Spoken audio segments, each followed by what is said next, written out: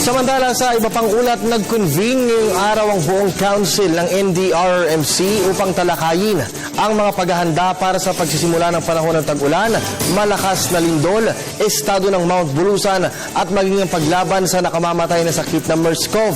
Panguunahan po ito ni Defense Secretary Volter Gizmin bilang chairman ng council.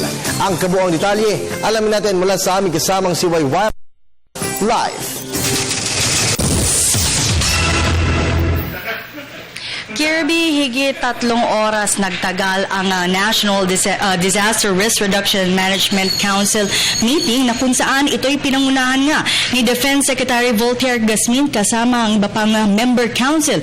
Kabilang nga rito ang co-chairman ng council na si DILG Secretary Marojas, DSWD Dinky Soliman, Undersecretary Alexander Pama ang OCD Executive Director at naroon nga rin ang PRC na si Gwendolyn Pang at MMDA Chairman Francis Tolentino mula sa DepEd at Department of Commission on Higher Education, maging ang Department of Health at maging ang mula sa AFP at PNP.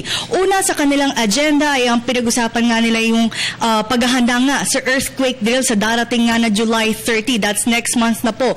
At ang target nga ayon nga kay MMDA Chairman Tolentino ay target nila yung buong populasyon nga po ng Metro Manila, which is 12 million na inaasahan nga nilang magsasagawa rin ng earthquake drill kahit sa kanilang mga kabahayan.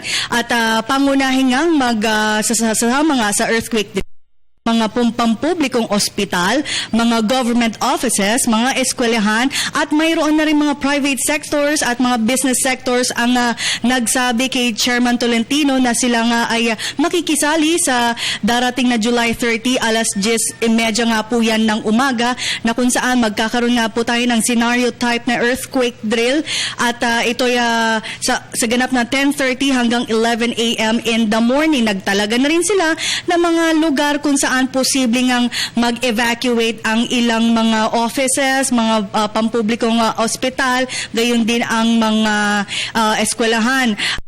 However, so far sa ngayong araw ay nakaka-8,000 pa lamang na mga signatories ang natatanggap via their website ng MMDA ang magsisignify nga para nga dito sa nalalapit na July 30 simultaneous earthquake drill. Ito po yung sa buong Metro Manila. Kabilang nga po dito ang AFP Northern Luzon Command at Southern Luzon Command na kung saan nga tutulong din para nga sa pagsasagawa at pag-aayos nga ng mga evacuation center. At bukod doon sa earthquake drill ay napag-usapan din ang tagulan. At ito po si Undersecretary Panadero, Austero Panadero, na kung saan pinapakita disaster plan nila na kung saan ipinamahagi na nila ito sa mga lokal na pamahalaan sa buong bansa po at naglalaman nga ito yung mga know-how or what to do in terms of any type of calamity. Kabila na nga po nito lindol, tag-ulan at iba pa. Dito nakasulat kung ano yung mga kung ano-ano ang mga partikular nilang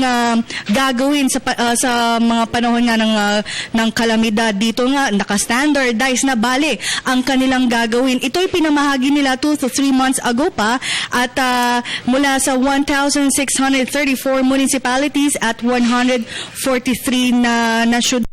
Kung saan nga at inaasahan nga nila na using this booklet maglaless na tayo ng mga casualties dahil nga proactive na ang ating mga LGUs. Pinag-usapan din sa meeting ay ang El Nino na kung saan magkakaroon pa rin tayo ng El Nino for the whole year nga ayon nga sa ating Pag-asa DOST na kung saan dapat nga raw ay magtipid na tayo ng tubig dahil hindi natin malalaman kung or hindi natin mapaplano nga kung kailan darating yung ulan at kung babaksak nga yung ulan sa mga dams na dito sa Metro of Manila or maging sa mga ibang lungsod. Sa particular na tinututukan nga nila ay ang Angat Dam. Kaya naman pinapayuhan nila na dapat planuhin na ito in terms of having pagbabigay nga ng tubig. Like, kasi ang una pong problema nila ay ang binibigyan pala ng supply ng tubig ay yung domestic, second yung power natin, ating third agriculture. So nakikiusap na nga ang ating agriculture nakikiusap na ang DIL ng NDRRMC sa ating mga agricultural department para nga rito pag-usapan. At narito naman ang pahayag ni Undersecretary Alexander Pama. Tayo po'y mag-uulat at ngayong buong ay nagpulong yung National Disaster Risk Reduction Management Council at atin pong pinag-usapan po ng mga miyembro ng council yung paghahanda sa unang-una sa nalalapit na or sa pagpasok nitong tag-ulan sa taon na to. At ang pangalawa, yung sa mga kahandaan din po natin dito sa ulat ng FIVOLCS na ating pinaghahandaan at kung sakaling mangyari ang magnitude 7 earthquake dito sa Metro Manila.